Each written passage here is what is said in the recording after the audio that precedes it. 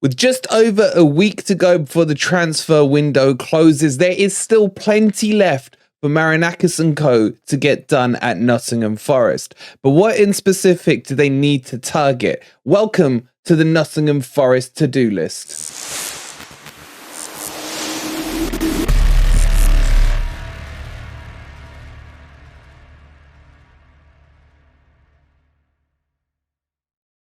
Good morning, good evening, or good night, wherever in the world you are. Whatever time of day you're watching this, hope you're having a fantastic day. And welcome to your Nottingham Forest to-do list. As the transfer window closes in very, very quickly, there is still a lot of work for Marinakis and his guys to get done in the next 7 to 8 days. In today's video, we're going to be talking about the key things that need to be happening. Of course, you guys may agree or disagree with it, but that's the whole beauty of what we're doing here. And if you take a second, if you don't mind, to hit that like button, subscribe to Forest Fan TV if you are new here. And don't forget, you still got over a day to go and get your tickets for either the Forest signed framed LED beautiful shirt or a Wolves one. I'm pretty sure you're all going to go for the Forest one. But the link for that is in the description below with our good friends from Football Prizes. All right, guys, let's get into this video. There's a lot to talk about. Okay, so for those of you who are wondering, we will probably have a transfer update for you guys shortly. There is some movement on some players going out, but we'll touch on that later. What I want to talk to you guys about today is what I think the to-do list is or should be at Nottingham Forest currently. There's certain segments that they have to cover. And I think the most important one, and it's going to sound surprising, is going to be the formation. Why do I say formation? Because you have to recruit to a set identities, to a set idea, to a set way that you're going to play this season. And I take you guys back to this time last summer where people were accusing Forest of hiring haphazardly even.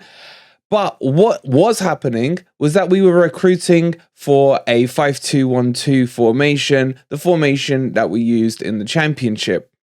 And the problem with this was that once we got to the Villa match in about October time, Cooper finally realized that this formation wasn't working and decided to switch into a back four. Therefore, it created this void where there were certain players who were recruited that could no longer fit in this system. And that became an issue. We really went heavy on centre-backs or players like, I think, Biancone as an example. We had Bolly in there. You had Quixote in there who potentially played at centre-back for us early last season. And then when Cooper decided to switch into the 4-back formation, it was really trying to piece everything together. And we saw all kinds of different ways, even within that formation, where he was trying false nines. I remember him trying a Wanyi out on the left-hand side just to try and put almost square pegs in round holes. And it wasn't until around January time where things started to click in a 4-3-3 formation. And there was like months wasted, if you see what I mean. So coming back onto the point here, why am I saying formation is the most important thing? Because he needs to decide what is the formation he's going for. Now, it could be two formations. We could see an away formation and a home formation, for example. At the moment, we haven't. We've seen this back five with either 2 or 3 in the middle and so on and so forth. But what we don't want to be is in a scenario where in a couple of weeks' time, he'll realize that this back 5 formation doesn't work and try and switch it up into a back 4. Now, if he's thinking about doing that, it's fine, as long as the players he's recruiting currently will fit into this style. And this is why I think a lot of you have been asking, why are we getting Montiel, for example? When we've got Aurier, we've got Williams, we've got Biancone, etc. We're very lopsided on the right-hand side. And then the talks, obviously, of Omar Richards going to the Greeks. Where's the cover at left back? And where's the cover in general in midfield? So there's still a bit of a mess when it comes to the recruitment currently, but it really needs to be founded and rooted against the formation. And that's what I really want to see to start the season with. We do have tough games, we know, away from home, etc. But I want to see an identity coming through. And that identity starts with a formation, something they practice in training, maybe even 2 formations, as I just mentioned, I don't mind.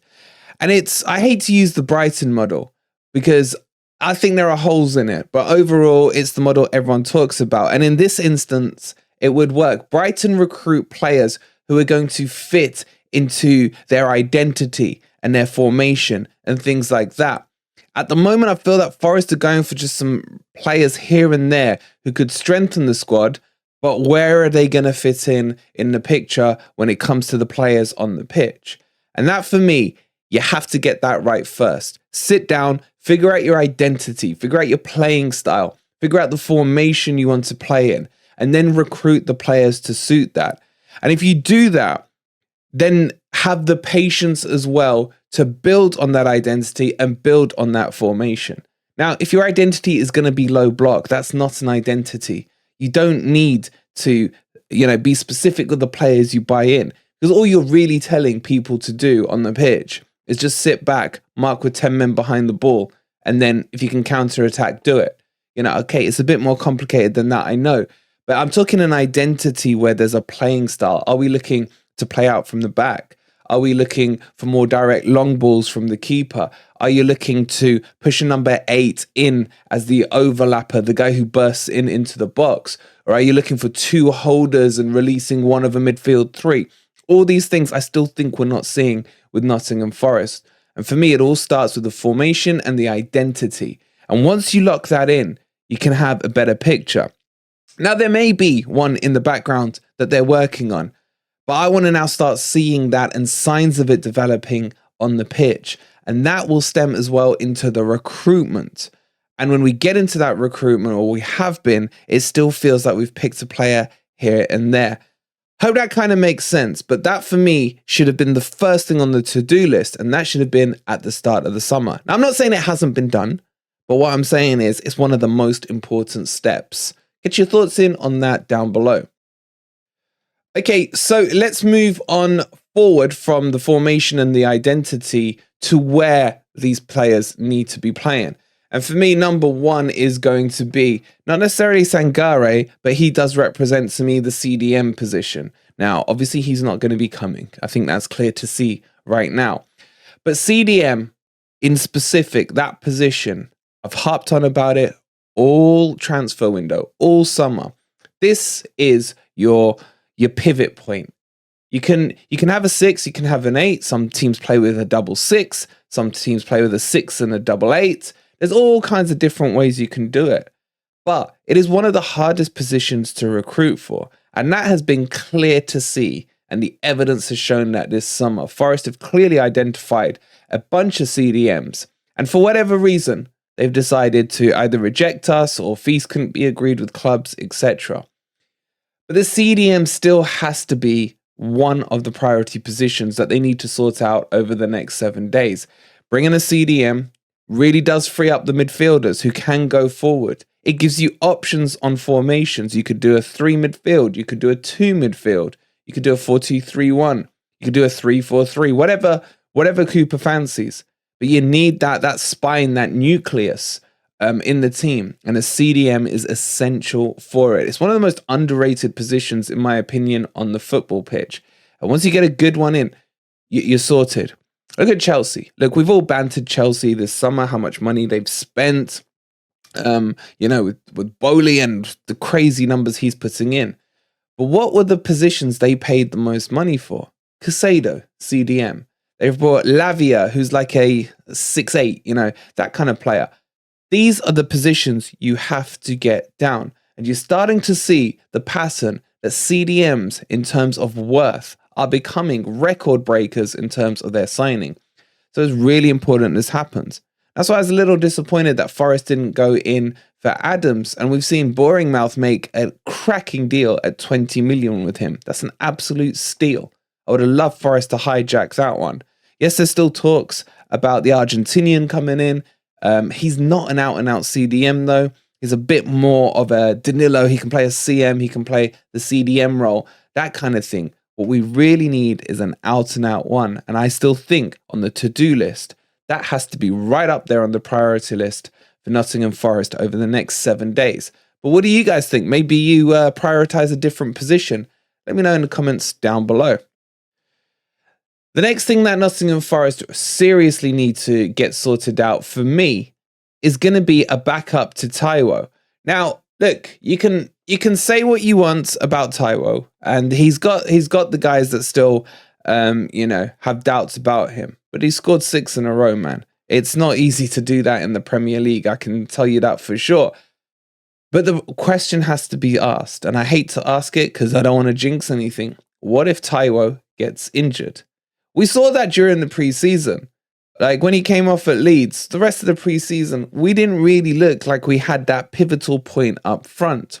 And yes, as Bambi on ice as he does look, he just has a knack for being in the right place at the right time and scoring goals. The problem is the depth. Behind him, we got Hwang and Chris Wood. And, say what you want about them. I'm not fans of either. I know Chris Wood scored the winner late on against Sheffield United the other night. Cool. Fantastic. Well done. Keep going. Do it again. That would be my message to him.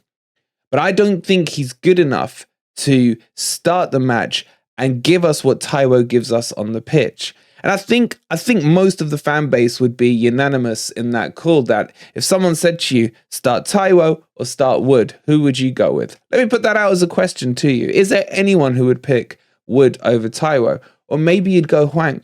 For me personally, Taiwo, one of the first names on the team sheet. He has that physicality, that strength, that power, and a knack for scoring goals. And that's exactly what you want in a striker. Now, if the unthinkable were to happen and he was to get injured, where's our backup? We need to be getting another striker who can come in and deputize for Taiwo. Someone who has those same traits. I'm not necessarily saying someone as good. Maybe we look for a younger profile Taiwo who can come in and deputize. We talked about Iheanacho at the start of the window. That seems to have died on its face. Players like that who potentially can come in who have similar traits. And I think this should be a priority now for Nottingham Forest. I like the idea of a 19, 20-year-old coming in, like the Brazilian we told you guys about, who wants to wait till January now. But a player of that profile who could be brought in and developed over the next year or two, knowing that he's probably not going to get too much game time as long as Taiwo's fit, but learning the patterns that Forest are going to play and how he's going to fit in. I think that could work really well. And in the case that Taiwo's injured, yeah, you could bring Wood on, for example, but at least you'd have this young profile kid who's kind of starting to get into the footsteps of Awoniyi. So for me, that would be a secondary importance position that Forest do need to get. I would also add into there another centre-back. Look, I don't care what anyone says or what hate anyone wants to give me.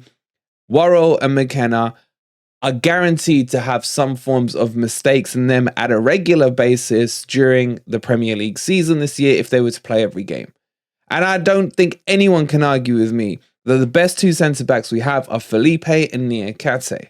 And I would feel comfortable if Forest went and bought another centre-back as well. Maybe bring Tar in. There was links with Jonathan Tar, cracking centre-back. Would do a great job at Nottingham Forest. We were linked with him, as I just said, in January.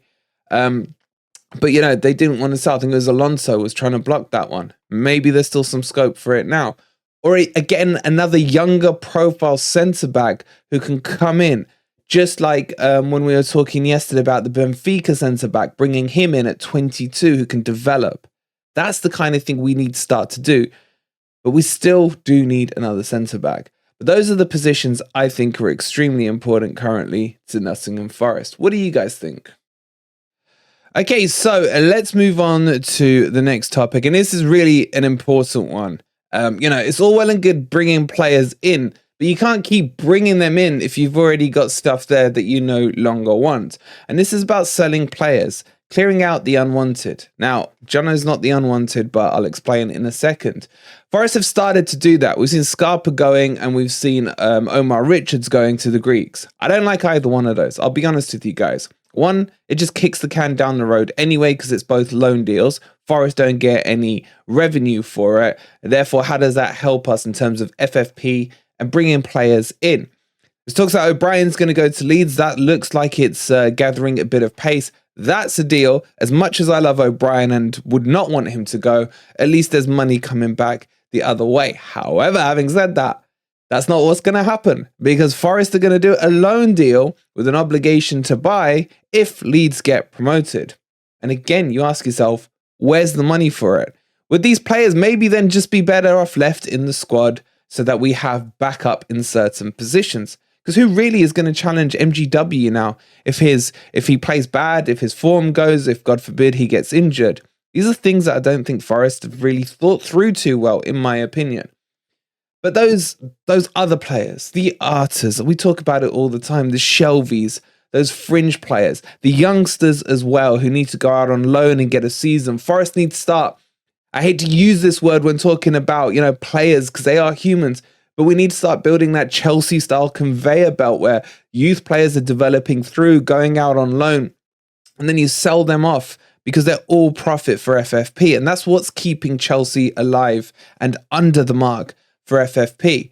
So these are things that Forest need to do. Now, I've got to say they've taken great steps towards the youth program. The new setup, the new guys they've brought in to look after it. I know the whole Brazil thing was a controversial issue for the fan base for whatever reason, because he was a great servant, but we do need to move forward. And Brazil's gone and found himself a good new job as well. So we wish him the best of luck with that. But these players need to go. And if they go, they need to go early as well, just to free up the space so we know where the squad is. So that already for me has happened too late. And that brings us on to Jono. Whatever emotionally we feel to Jono, let's park that to one side for now. If Jono was going to go, he needed to have gone earlier on, in my opinion. We're now getting, and it's unfair on Cooper when you look at this, because Cooper's now going to be in a position where he's probably planned for Jono to be playing. And if Jono's to go into the next 7 days, and I still feel like he will, then Cooper's going to be left with a huge Jono-style hole that he needs to fill. A hole that could have been filled by Scarpa. A hole that may need to be filled by an external player. Yes, Elanga can switch over to the right. There are some options. But would these be plan Bs and Cs instead of the original plan A that Cooper was looking for? So in my opinion, if Jono's going, get him. Don't do it in the 11th hour. That's the thing we don't want to see happen. We got Burnley on the night of it. I think the 30th of August, we got Burnley in the Cup. And then the transfer window will close on the 1st of September. Are we going to see a mad rush at the end of the window? Some panic buys and things like that? That's what we need to avoid.